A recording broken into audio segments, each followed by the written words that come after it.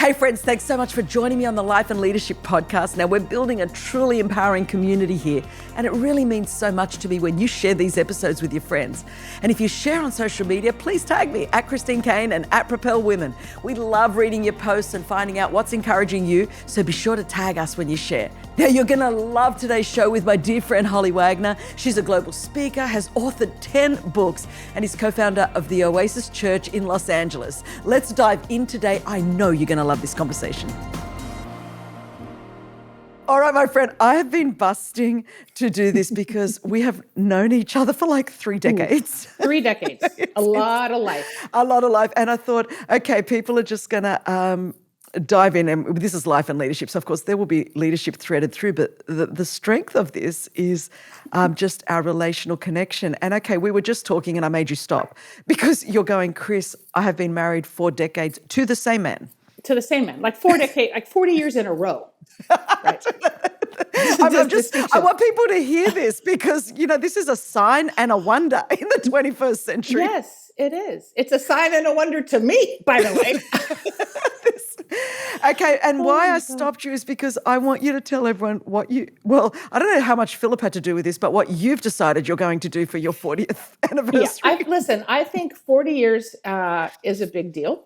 And honestly, every wedding anniversary is a big deal because to have a birthday, you just have to keep breathing, which some years that's harder than others, fair enough.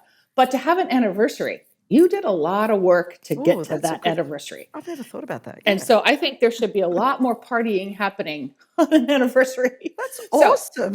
This year, 40 years. So we went to Lake Tahoe on our honeymoon a lot of years ago, 40 years ago. And so I decided, let's start there. So we started in Lake Tahoe and went skiing and saw the lake. And 40 years later, here we were just celebrating again and reminiscing and all of that. And then I did tell Philip that this is going to be a year-long celebration and there'll be some other trips involved. But why not make it a year? That is awesome. Yeah. So, because I want people to hear it. They'll go, okay, 40 years ago, what is it that attracted you to him? And if you had to sort of say, big picture, what's kept you in it for 40 years? Good questions. I think what attracted me to him all those years ago, he made me laugh. Wow. And he was a good kisser, so that was important. But he did make me laugh. And I think that's been one of the things, honestly, that has kept us together. And there were seasons when he was not making me laugh, when he was being incredibly irritating. And so you do have those seasons, but I think finding you never were to him though. No, listen, hello, you're my friend. So I know that. I'm just saying that. Any problems we had were all him. All him. Not true. Absolutely not true. And then 40. So I think some of the things that kept us together, honestly, was our commitment to Jesus. It just is. Yeah. There comes a time when I love God more than I love him. And so it's powerful. I'm staying committed to you during this really hard season. And again, there were hard seasons because I'm committed to him. And then you get through that season and I'm glad I didn't walk away. And because I could have or would have or whatever when all the feelings were, when it was hard. So I think just having a commitment to Jesus that's genuine. And then getting counseling. Right. Getting some help, because I think sometimes as we only see things from our point of view, right? And my point of view is usually correct. And so perfect. You've got great. Yeah. Yes. And so, but not true, right? And so for us having a counselor that could go, actually, Holly, this is what he meant to say, and this is what you're hearing. And so just helped us navigate some of those, just different seasons. I'm thinking that when I met you, so we're not going to be linear here. I'm going to give you like my observations. I met you. Nick and I were just married. Just married. Would have been just like married. So like 5 minutes. Yeah, we're nearly at 30 years. So we're just like a decade and a bit behind you. But so I've watched you, and you were a pioneer and way ahead of your time. Even when I met you, like you might not see yourself this way, but this is like.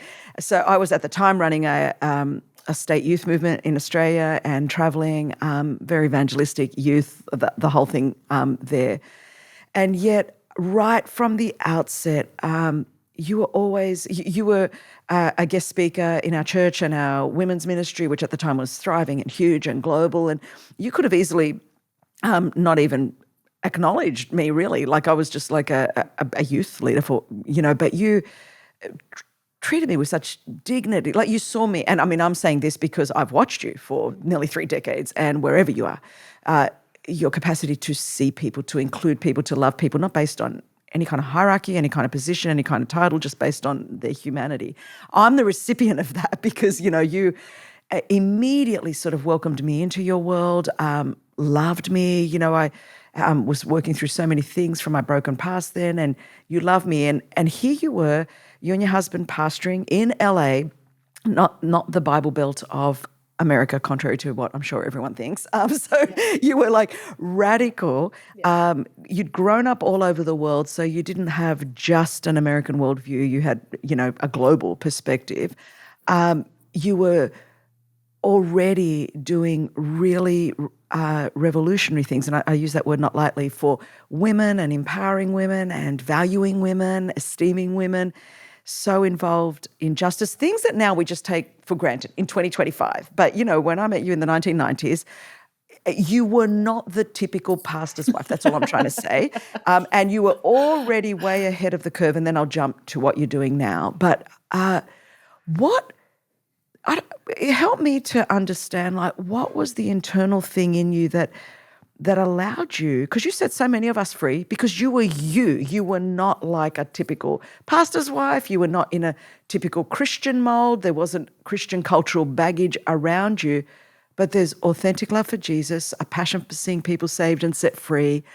What am I asking? How were you ahead of your time? Like, what was it, basically? Well, I guess for me, the more I think about it, the more I'm incredibly grateful for the life that led me to even Los Angeles. So as you mentioned, I was raised all over the world. Yep. And like the school I went to in Indonesia had 40 nationalities in it. Wow.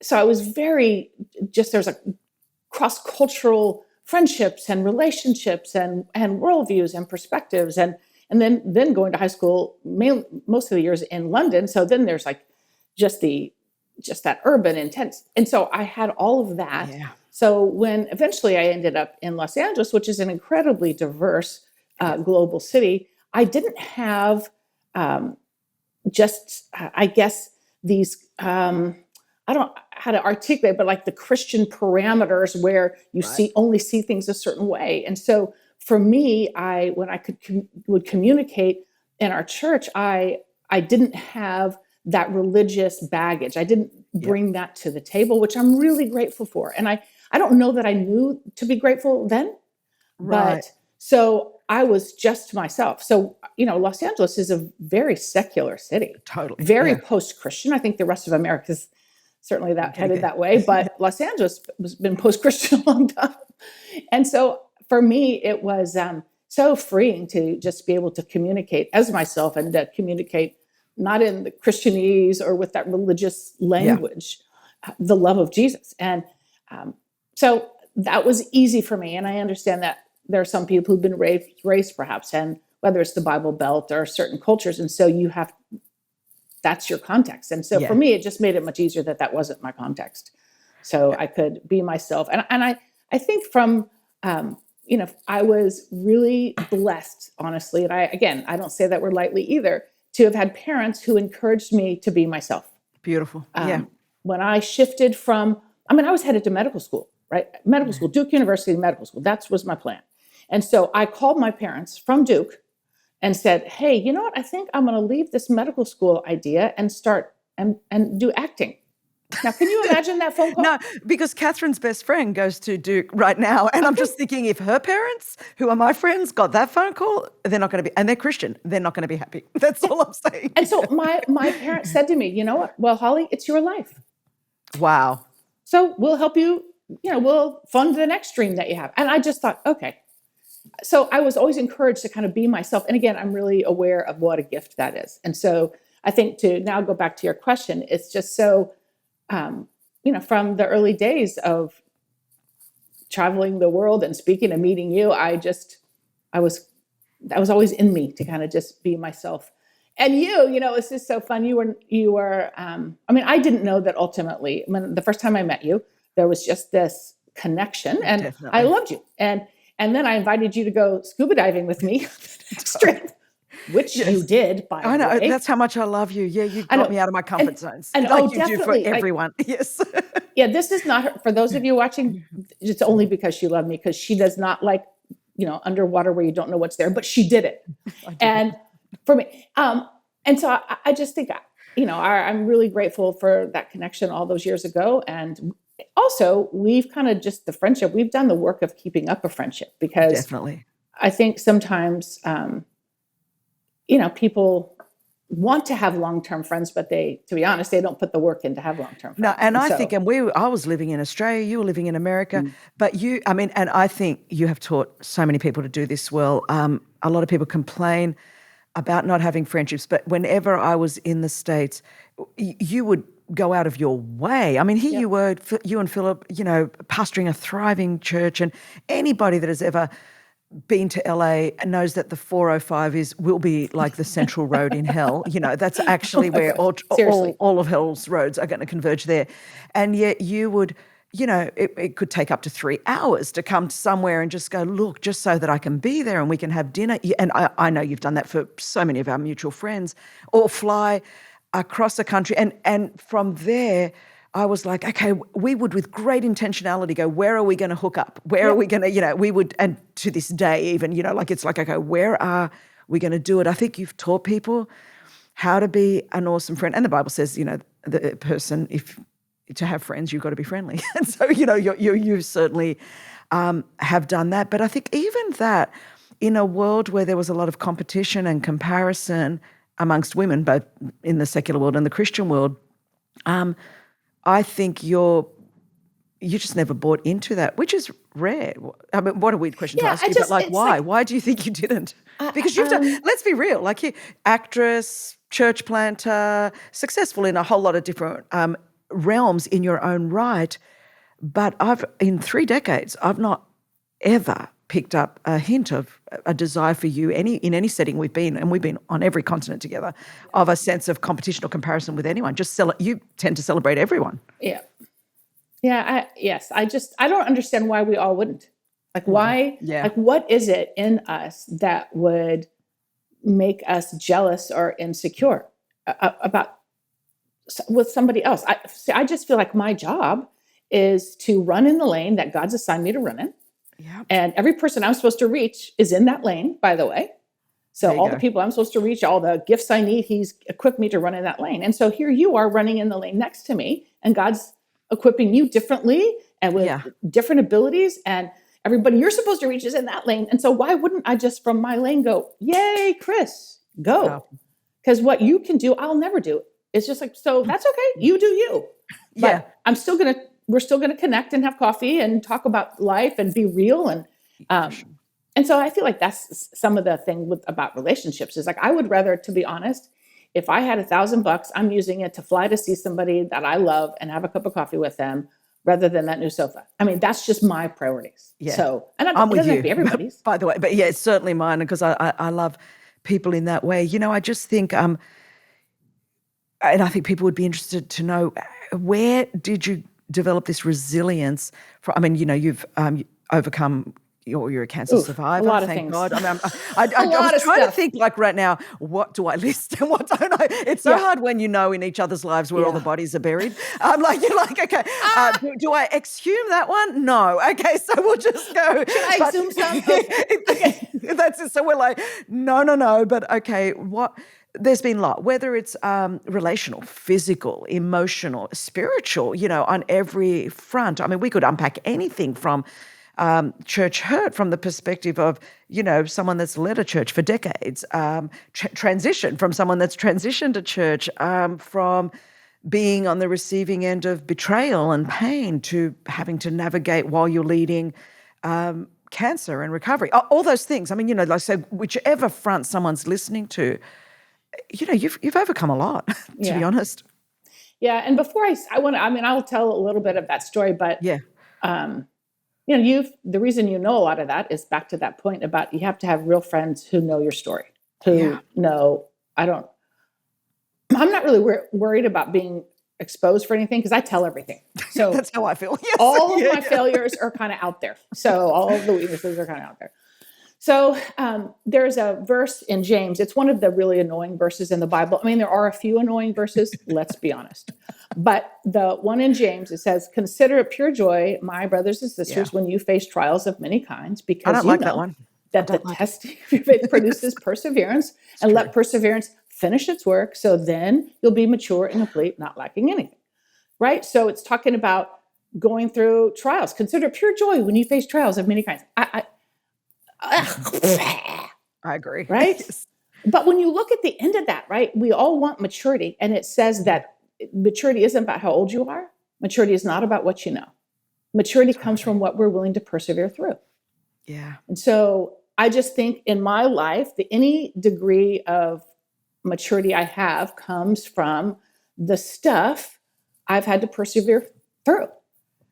And so there's a generation that's not going to like to hear this. But no, well, and we can go there too, by the way. But you're exactly right. That so there was just one particularly hard season. There have been a number of them, but just one we'll talk about that I have talked about, and it started really with the death of my dad. And my dad had loved me my whole life, had told me every day that I was loved. Every dream I had, he supported. And I'm aware of what a gift that is, especially today. I'm aware of what a gift that is. And I was protected, loved, all of that. And so his death was sudden and heartbreaking. And so I'm, trying to deal with the grief from losing my dad. And then my husband's identity gets stolen. And then they get into our bank accounts and basically steal our savings account. And because of how it was done, the bank wasn't liable. The FBI got involved in all of that, but because of how it was done, they weren't liable. So I have, trying to grieve the loss of my dad, and now I'm processing this financial loss. And then my husband is diagnosed with cancer, and it's on his head, and so there's the treatment that he had for that was brutal, and it basically compromised his whole immune system, like oftentimes cancer treatments can do. And so then he was susceptible to so many other things. So then one of the things he got was shingles, and he got the worst case they'd seen, and he couldn't really function or work for 5 months. And then his brain wasn't really, it was hard. And then my daughter, who, love her, and you were aware of this part of the story, she married a man that she made this decision to marry him, and it was not a great decision. And we knew that. And so I just knew this was probably not going to go well. And, sure enough, it didn't. And that was the end of that story. But here I am as a mom trying to help her navigate this. And then there are I dealt with the betrayal of just a really good friend, someone who did the opposite of what they said. And it's someone to whom should have known better. Right. And so, then there were people in my life that in our church, certainly, and in my life that I had, shown a lot of grace to. And I just needed some of that grace back because I wasn't doing everything awesome. I was trying to lead a church and be the wife to my husband and a mom to my daughter. She's in this, her own situation here. And, and dealing with this betrayal. And I wasn't getting an A+ in all of those. I was not doing great. And so I just needed some grace for a season. And I feel like I didn't get it. And so I found myself kind of just withdrawing, and you know me enough to know if there's anybody, I'm the biggest extrovert in the room. So not just the room. Yes. So in this season, I found myself just like sitting on my couch, and I didn't want to talk to people. I didn't want to see people. There was not just a root of bitterness the Bible talks about. I had a whole flaming tree happening in my heart. It was. I was cynical, and I felt like in that, and I didn't want to see people. And I felt like in that moment that God showed me a picture of who she would become. Wow. And I saw this picture of this really angry, bitter, old, gray-headed lady, and I didn't want to be her. Wow. And so I knew I needed to start doing some work on the inside of me. And one of the things that we did, which we can talk about or not, but one of the things we did in that season was my husband brought this jar into our kitchen, and he said, every day we're going to write something we're grateful for and put it in this jar. And I said, no, we're not. Because he's the Christian, which you can attest to. Yes, okay, I'm testifying. And kind of like yours. Yeah, okay, that's true. Nick and Philip, they've got special rewards in heaven. We're saying it up front. Yes, 100% they do. Yep. And so he wanted us to write this, and I'm thinking, oh my, I hate this, hate you, the whole thing. And then he brought like really colorful Post-it notes, thinking that would make it more fun for me. For you. And so I come down the first day, and he's already put something in, of course, and I'm just so irritated, and I just got nothing. So finally I wrote coffee and put that in there. And I mean, come on, you love coffee. I'm with too. You. That went all else fast. And I'm pretty sure it was coffee for about 4 days. I just could think of nothing. And then eventually it was sunshine, as if that's unusual in Southern California. And so, and then eventually became my home and my family. And but I never felt grateful. I just did it. I just made the decision to communicate gratitude. And I think was powerful. One step in breaking the trajectory where I was headed, and breaking the bitterness, and then obviously you forgive people, and I shared. I mean, in the middle of this, what saved me, the Bible talks about, it's like, it's good that you don't fall by yourself, right? So Ecclesiastes talks about coming up beside one another, and so I talked to you during this. I've talked to a few of my friends that know all of me, and they kind of helped. And so I think it does. I think even when it says confess your sins to one another, it's not like that I have to go, into a room with a priest. Sometimes as I'm in the process of it, okay, I'm not like totally, but I am, and I'm thinking of this for so many of our conversations. It's like, I know this is right, and I'm not through it yet, but I'm telling you what I'm telling you all this, and eventually by doing that over time, confess your sins to one another that you may be healed. I think sometimes we think that's just like, okay, I'm going to come, Holly, we're going to have this confessional, you're going to give me absolution. Whereas I think it's a lot more, it's sometimes just sticking in there, and I'm not trying to say this is okay, but I'm also letting you know this isn't changed today. I'm still here kind of thing. Exactly. Yes. I mean, I have memories of you and I in London walking around a park, because you were in the middle of just transition and hurt and all that. Yeah. And then I have memories of me driving in my car on the phone, talking to you about some of the stuff, the season that I just described. And so to your point, I think that confession of all of the feelings to one another, you're not going to let me, because you love me and you're my friend, you're not going to let me stay in a place. And I'm not going to let you. But there has to be somewhere where you can say it and without repercussions. And anyway, I agree. I think that's all part of that process. And again, that relational. And I think in a lot of places now, because we don't have, or we haven't cultivated those places, we think perhaps venting online is the same as what you and I were doing, like walking around Hyde Park or talking in a car. I wonder if that would bring better healing, if there was much healthier relationships like that. You think? I'm just like, just putting it out there, maybe. Yeah, it's interesting that you say it, because here's the thing. You and I, just taking our friendship, but we didn't start a friendship online. Like we started a genuine face-to-face friendship. Totally. I didn't start pastoring a church in the age of Instagram.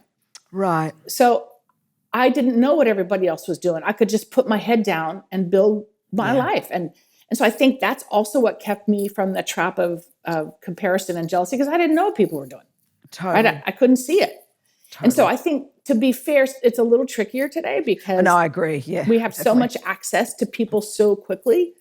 And then I think there's this pressure that we feel to post everything that is, and I just don't think that's helpful. So I think a conversation with a friend and venting about whatever it is you want to vent with is way better than you venting online, because that doesn't really help anybody. No, and especially doesn't help you.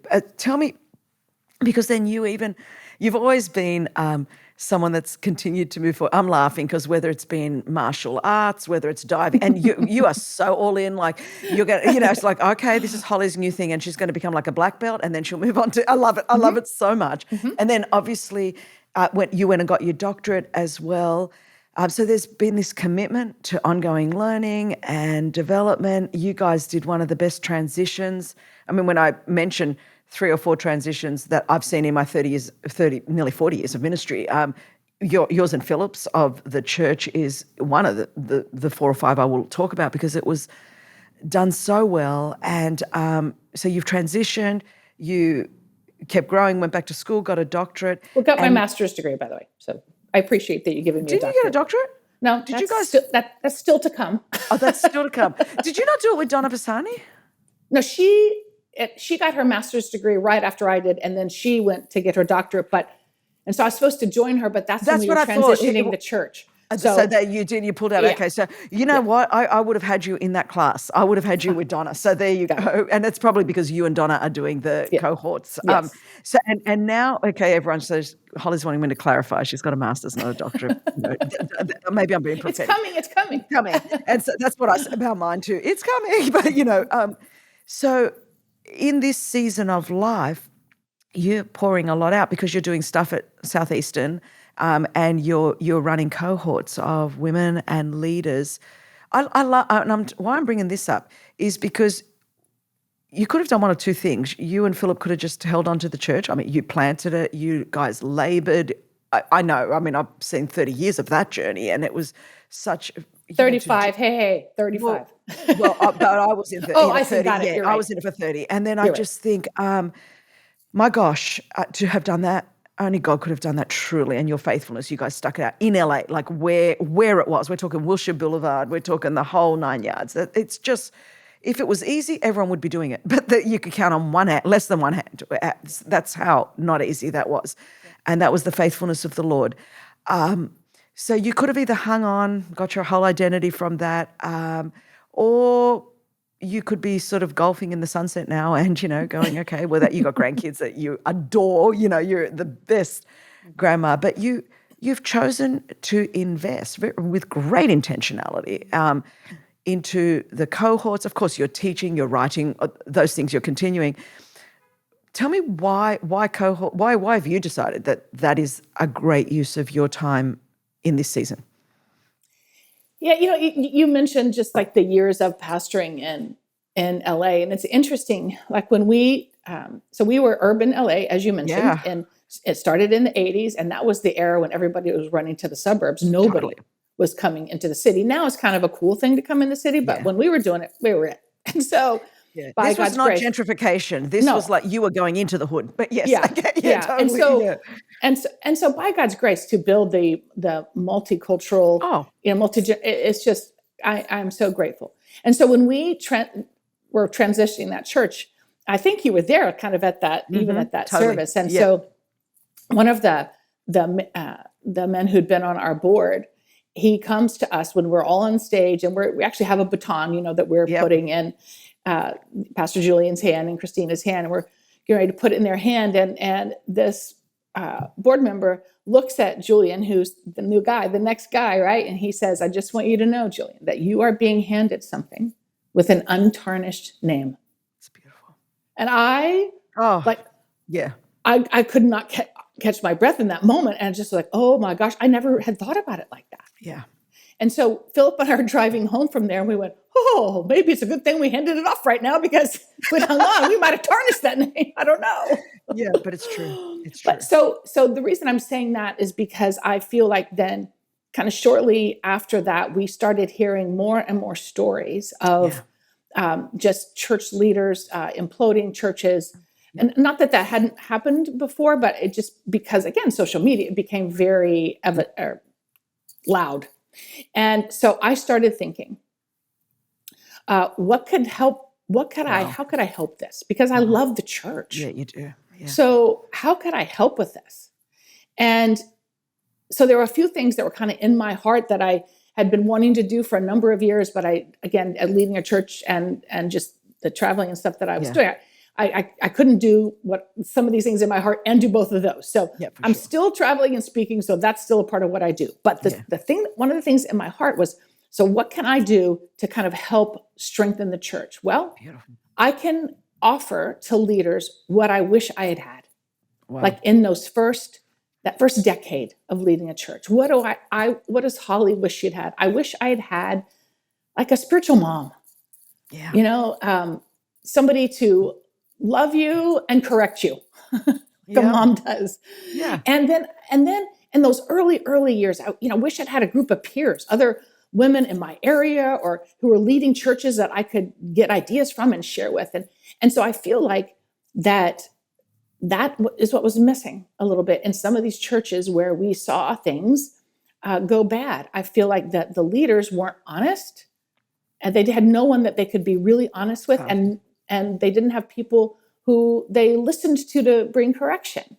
And so I thought, okay, I'm going to do this. I'm going to gather the first one, gather 12 young women who are leading churches with their husbands and just do a cohort with them. Just do 8 months. We'll start with a retreat and do 8 months of, how can we help? Some leadership training, but also just some life lessons in leading churches. And so now we are currently at our 6th group, and I do it with my friend Donna, whom you mentioned. Yes. And it's just been remarkable, like what God has done. And people are, that people just get honest and real and share that where they are, because I don't let them stay surface level very long. No way. There's not. I'm not in this for that. Like if they want, this is not that group. We're going to get real, because you're going to have a sisterhood here who know you. They know you. They know all your stuff. And that's how you're going to get supported.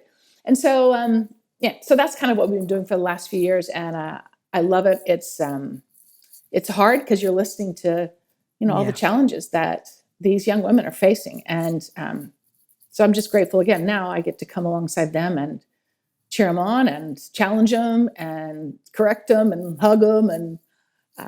And then just we can talk about that as well. But then also, the other thing I'm doing, as you mentioned, is at Southeastern University is a She Rises cohort, because I'm so passionate. Certainly today, I feel like in a lot of and this might be too broad, and so feel free to correct me, but in some of the Pentecostal charismatic churches, our theology hasn't always been as strong as our passion.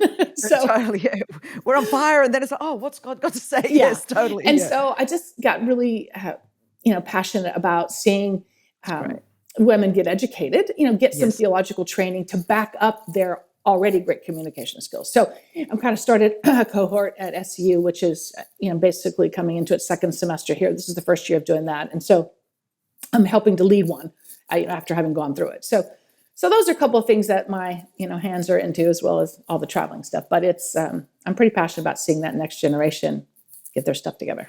Yeah, totally. I love that. So I guess as we kind of wrap up, what is it that you're seeing? So as you travel and you're doing these cohorts, we've come out of, it's been a big decade, and there's been a lot of transitions and shifts, a lot of exposure, a lot of leadership, however you want to call it, failure. Things don't look like, we thought it was going to look.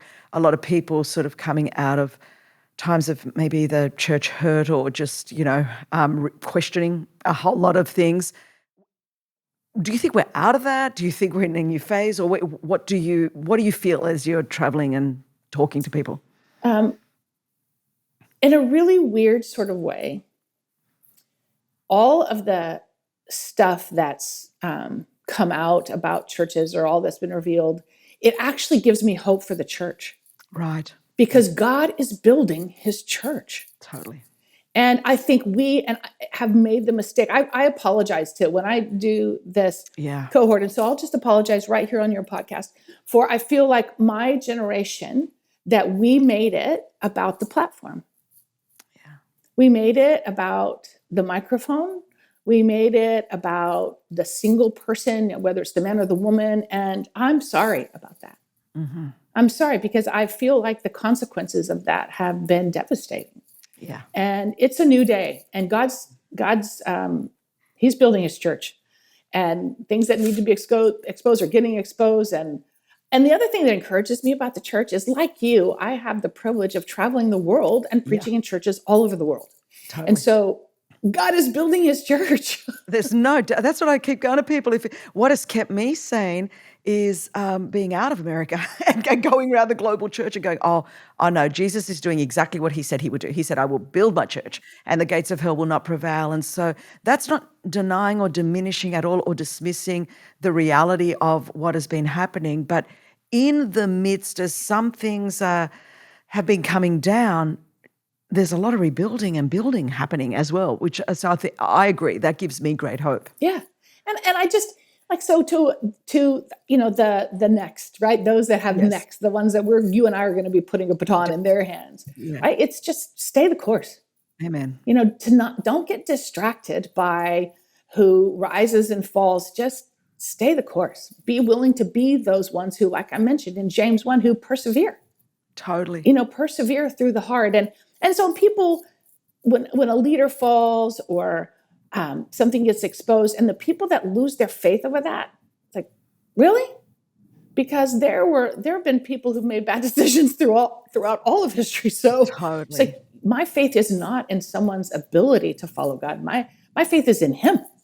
Yes. Right? Jesus So- is the whole, and I mean, I think that shaking, when the writer to the Hebrews said, it's only those things that can be shaken that will be shaken, so that those things that cannot be shaken will remain. So the shaking is, if you're feeling like you're collateral damage and it's like, I'm getting hit by the rubble, at the end of the day, though, you're about to discover what your foundation was as well. Like, it's not just the person that's falling or might have proven to have been disingenuous or whatever it might be.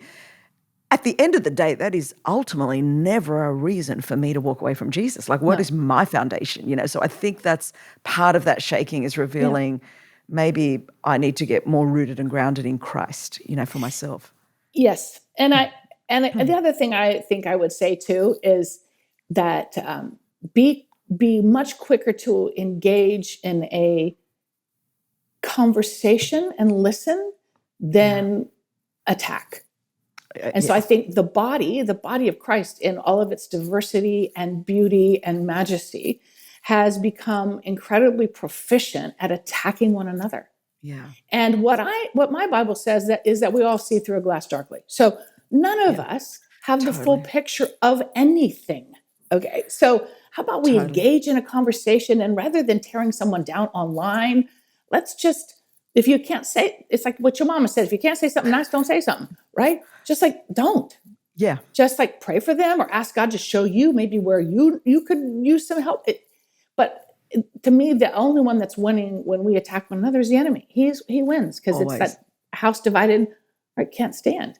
So I think the more we can look for ways to unite each other is better. I know what you've got, everyone, is like a bunch of spiritual mamas going, okay, family, time to, that's how I feel like. In this moment, we're like, all right, it's time for people to make up now, and let's kind of get about the Father's business. Yes. Yeah. Yeah. It's like there's real issues and real heartbreak and real challenges to deal with, and we're so busy throwing rocks at each other. It's just like, really? Come on, stop it. Let's go. Well, I just want to say thank you.